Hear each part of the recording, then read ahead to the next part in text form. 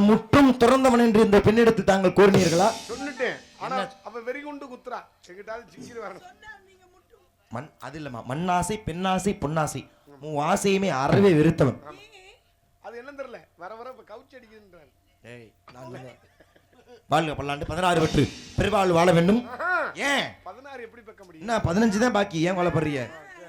நீங்கள் தயாராக இருக்கிறீர்களா? நம்மளுக்கு வந்து இவருமில்லை ஒரு சித்தப்பாவுமில்லை. சித்தப்பாவுமா? அவரு சரிபடாது. சித்தப்பாக்கு ஆயில் கடங்கெல்லாம் வத்திருச்சு. என்ன அது வந்து வாட்டருக்கேனுமா தண்ணி அதை வச்சுதான் மெயின்டைன் பண்றாரு. வாழ்க பல்லாண்டு. சரி மகிழ்ச்சி. அடுத்த கவலை யார் இருக்கா? என் தங்கை வள்ளி. இடத்தின் தலைவி அழைத்து வாருங்கள், ஆசி வழங்குவோம். அம்மா தங்கச்சி அம்மா அம்மா எடுத்து வைத்தாள். ஆமா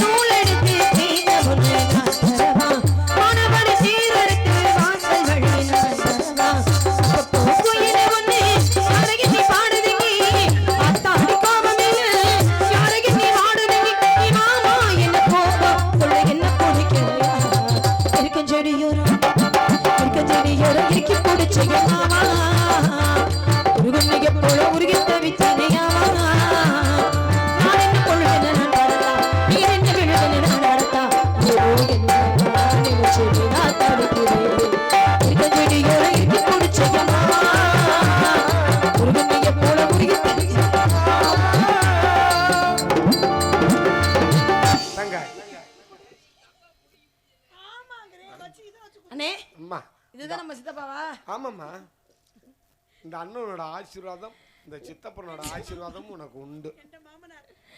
அண்ணே உங்க ஆசீர்வாதம்லாம் என்னக்கு எனக்கு இருக்கணும். சமந்தி அது என்ன தெரியல, மூலம்லாம் இல்லப்பா. அப்பப்ப சொரிக்க வேண்டியதான் புடிக்கிற வேண்டியது. அப்புறம் என்ன பண்ண சொல்றப்பா? நம்ம இடத்துக்கு பிரம்மாவின் மைந்தன் நாரதர் மகாமுனி அழைத்து வரங்களா? சுவாமி சுவாமி வாருங்கள் சுவாமி, வாருங்கள் சுவாமி, வாருங்கள். வர வேண்டும் சுவாமி. அண்ணே வரம் வேணும்னு கேட்டேன். எங்க கை வைக்கிற? கட்டிக்க வர புருஷன் தான் நம்ம விடுமா. என்னமா வர வேணும்?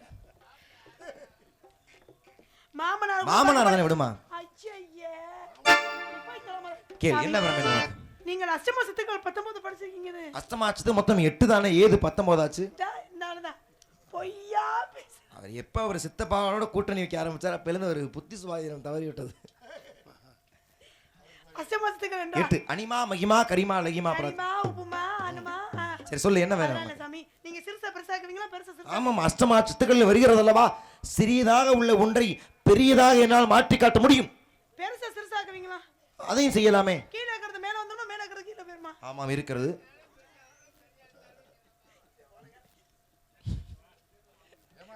நீ என்கிட்ட கேட்கறே உன் மாமனார்ட்ட உனக்கு கேட்கறியா? என்ன பண்ணணும்? தாங்க கேக்குறேன். உன் மாமனார் ஏமா சிறுசா நான் பெருசாக்கி காட்டுறேன்னு சொல்றாருமா.